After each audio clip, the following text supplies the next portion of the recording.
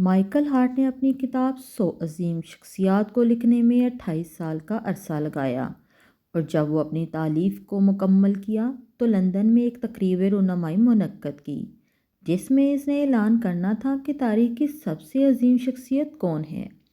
جب وہ ڈائس پر آیا تو کثیر تعداد نے سیٹیوں، شور اور احتجاج کے ذریعے اس کی بات کو کاٹنا چاہا تاکہ اپنی وہ بات مکمل نہ کر سکے۔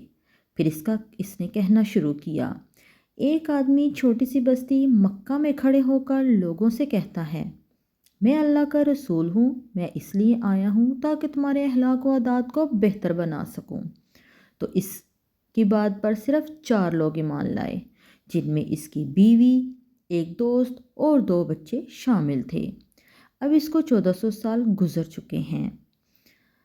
گزرتے ہوئے زمانے کے ساتھ ساتھ اب اس کے فالوورز کی تعداد 1.5 ارب سے بھی زیادہ ہو چکی ہے، اور ہر آنے والے دن میں اس کے فالوورز میں اضافہ ہو رہا ہے۔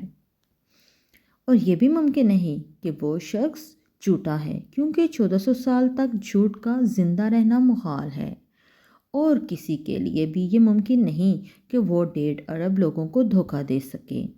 ہاں، ایک اور بات، اتنا طویل زمانہ گزرنے کے بعد آج بھی لاکھوں لوگ ہمہ وقت اس کے ناموس کی خاطر اپنی جان تک قربان کرنے کے لیے تیار ہیں۔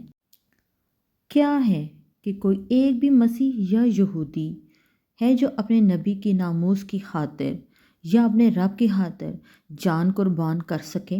بلا شبہ تاریخ کی وہ عظیم شخصیت حضرت محمد صلی اللہ علیہ وآلہ وسلم ہے۔ اس کے بعد پورے حال میں اس عظیم شخصیت اور سید البشر کی ہیبت اور جلال میں خاموشی چھا گئی۔